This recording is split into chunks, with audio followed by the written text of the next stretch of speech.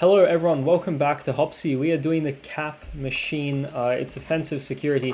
Before I yap a little bit too much, we are going to run the nmap scan, and now I can yap as much as I want. I've remembered to increase the size. I kind of watched it back on my home computer and then my home TV the other day, and I saw how, small stuff was, and I was like, how are people watching this? They obviously can't see what I was doing, so I do apologize for that. Anyway, this is an easy machine. All the starting point machines were very easy. I'm actually going to try and do a medium machine next. I think that'll be quite entertaining. It'll be obviously a lot harder, but I think medium machine, we can do it. We've done quite a few easy machines. It's, retired free machine, which means I can obviously make a video on it. And now we have this open. Cool. So I didn't need to talk too long. We see FTP, SSH, and HTTP. We're going to try FTP. I'm going to tell you right now it's not going to work. But we have to try. You have to try anonymous. Always try anonymous. Anonymous. Sometimes I can't spell. And then we'll just press enter. Because whatever. SSH, obviously we don't have credentials. Like there's just no point trying SSH. And then HTTP is obviously the only next valid option. So IP has been copied. Please remember to increase the size once we get to the dashboard. Okay, well, that might have increased a little bit too much, but there is size increase. We can see Nathan. I'm just going to assume that's the user we should be hacking as. I mean, I know it's the user we should be hacking as, but Nathan, ever remember Nathan? I'm just going to show you like network status. There's really nothing useful here. You can look at these directory paths, but I don't think they're useful at all. This is just like, you see Ethernet and then local hosts. Like, do you really care about either of those? Not really. And then we go to the really important, actually, one thing I want to talk about is this up here. It was IP and now it's data. The biggest important thing is we currently have 0 packets, which is a little bit sad. We can change it to like data 1. And why that's important is because it's basically letting us jump around, I don't know, packs of data is how I'd best describe it. So we're going to really quick just like see how many packs of these data exist, because maybe some of them will actually be useful and maybe some of them won't be. So this just created numbers.txt 0 to 1000. We're then going to use gobuster dir u10.10.10.245 I'll just do that because it's easier to remember. Numbers.txt, and then B302 is because it's going to have a problem with the 012. It basically has a problem with this like directory path. It gets a bunch of like these status errors, and then to just like disregard them, you do B302 to just disregard. I can pretty much stop it because we don't really care. I don't know if 4 exists. 4 is usually does have data packets, but I'm not sure how long this has been up for. It seems to depend on like the amount of unique user views. So yeah, because it kicked me out, I don't think 4 yet exists in terms of like unique user views.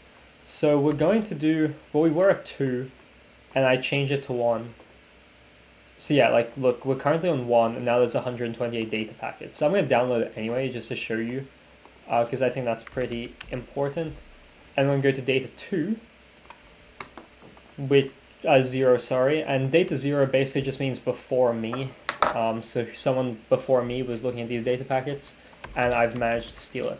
So Wireshark, obviously if you don't know, Wireshark is one of the easiest ways to look at PCAP packets. We're going to see a lot of HTTP and I think TCP as well. Yep. There's not really, if I zoom in, it's going to let me increase the size. Yeah, awesome. There's not really much here to show. There's just a bunch of HTTP and TCP. There's really like, you can scroll through here. There's nothing of interest. So we're going to quit. This looks still pretty big, so there's no problems with that. Maybe this was not as big as it should have been, but whatever. 0.pcap. This is the one we're mostly interested in, because this is not our information, this is someone else's information. So again, we're seeing a bunch of HTTP and TCP connections. Then you scroll down, you won't be able to see because we're so zoomed in at this point, but these are FTP.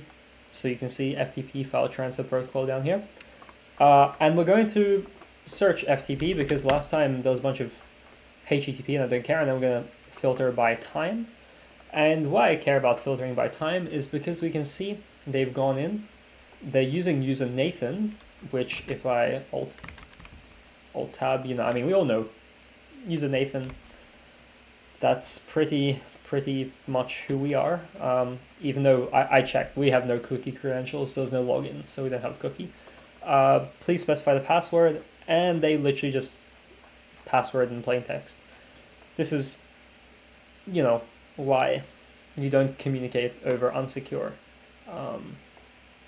applications. But anyway, here goes FTP. I need to open this, and then I can find the password here. I'm just going to copy it onto my local computer.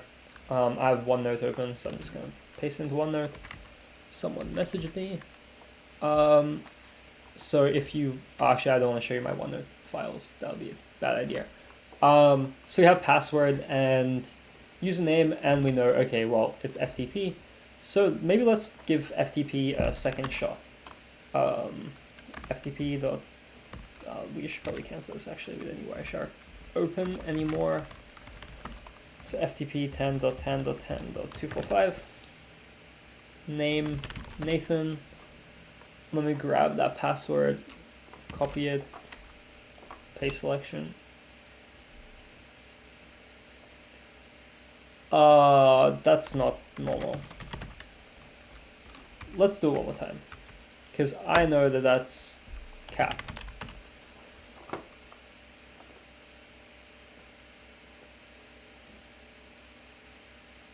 Huh.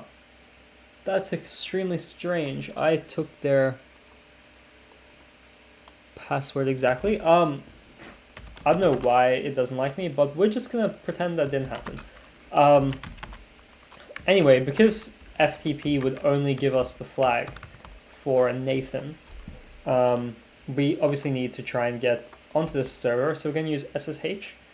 And of course SSH works. That's really funny. So we can ls, and you can see the user.txt file anyway. So we're going to use a txt, and there's a flag. I am going to save that for a rainy day. It'll be really easy to find it later anyway, but we're just going to copy it out and save it. I'm not going to submit it just in case I don't like this video. So ls, oh, that's not the ls I wanted to do. Cool, ls. So we're print working directory. We're here. Let's get out of here. And let's go into temp. So why I want to go into temp is basically temp is a folder you can write whatever you want to.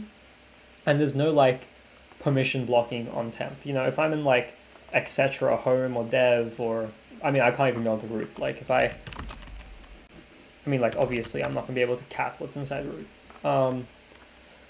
So yeah. But what we can do, that's my VPN, that's nothing important, is if I then increase the size, because you guys won't be able to see again, I'm remembering, we need to run a server. So Python 3, actually let's just show you old machine stuff. So in case you don't know, we have WinPs, which is for Windows. I don't know why it took me so long. Windows machines. But this is a Linux machine. If you don't remember, it was a Linux machine. Let's just go with that. You can go back in the video and see the Nmap scan. It definitely said Linux. I just forgot to point it out. So you need to use linps.sh instead of WinPs because, you know, Linux, not Windows. So to do that, we're just going to start up the standard Python server we always use for connecting stuff. Spin it on 8000, so that's set up. Now we can go to Nathan, and we're going to do wget. I need to do IPA. Not the beer. I know some of my friends would be very excited to hear me say IPA. I don't even know if it's a beer. I really don't drink, which is quite funny. So 10.10.14.7. So 10.10.10 14, .7, port 8000, and it is linps.sh. Let me just verify that. Linps.sh, linps.sh, it looks pretty good. So now we're downloading it. Let's confirm the download. Then we're going to ls l. I think that'll give us, yeah, okay. I think we're missing execute. Chmod plus x linpies. I can't spell. So we're going to make that lowercase. This is just adding permissions, and because it's a file I added, it's obviously going to let me do it. So now we have execute on literally every section. So we can do this, and then linpies. So now linpies is going to run. If you care, where is the guy? Carlos Polop. I hope that's right. But this guy made it, and now we can. Ooh, it's checking everything. So let's make this full screen. It's still caching directories. Where do I want to go? Okay, so let's just remember we're looking for red/yellow because that's 95% the privilege escalation vector. I'm just going to ignore all the red. I've already seen the red I looked at. Okay, escalation 1. We have this one. I would go through this one, but this one's actually harder to do. So there's also another one down here. If you keep scrolling. Obviously, if that was the only one, you would do it. But there is, again, a second one, which makes privilege escalation really easy. Like that one is like 6 steps. This one is really like 2. Keep going. It's really far down, it seems. Oh, there we go. Cool. So user/bin/python.3.8 equals cap set UID cap net bind service plus EIP. So why we care about that is this is nothing important. That's not what I want. Where did I put it? Is it here? Yeah, it's here. Okay. I don't know why I had to open everything to show you that. But hacking articles, Raj, you can look at this guy's channel. Linux privilege escalation using capabilities. Oh my god, capabilities, my bad. Let me scroll down, and it's basically like SUID, but it's kind of not. So if you remember my last video 2 videos ago, we used SUID to privilege escalate because they had the SUID flag set. This time is basically the SUID flag is set. So if we scroll down, this is what everything means. So we have the cap_net_bind service. This is the one here. I need to open that. I can't, just alt tab. Service bind socket internet domain privileges. So we don't actually care what that's for, to be honest. All we care about is we're going to follow basically this setup. So we're going to do the get cap r to dev null. So get cap r. I'm just gonna press enter. Oh wait, to dev/null. Why did that not do what I want to do? Sorry, I'm kind of get cap r. I'm missing a slash. My bad. I am not as accustomed to Linux as I should be at this point. Okay, cool. So we have this. We have some other random ones, but we, I guess, don't really care about those ones because they're not the ones that have this privilege set. And here we can see, so if we just print working directly, we're obviously in temp. I moved us to temp earlier. That is not helpful one bit. We can do ls al python 3, but we would need to do ls al python 3. There's no sludge directory. What happens if the user/bin? Again, none of this part here really matters because we are going to just run one command that bypasses all this anyway. But this is just to show you. So use/bin/python, that points to Python 3.8, and it's root privileges. So what we can do is basically just call Python. So ./python-c import, and then the really big part is just set UID to 0, which will give us root privileges. So I don't need to type it out. I've already saved it. It will just save us a little bit of pain. So here we go, Python 3c import os.setuid0 os.system bin bash. So great, now we were that was pretty easy. I do kind of just blame it on the fact that they let us instantly pull up. Well, actually, we want to cd root and then cd. No, we just want cat root.txt. And if we go back and you remember the path, which was cat /home /Nathan /user.txt. Cool. So there we go. There are the two txt files.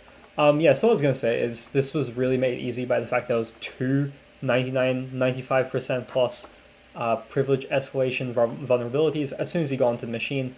So this is just poor. Absolutely poor. I mean, obviously it's poor.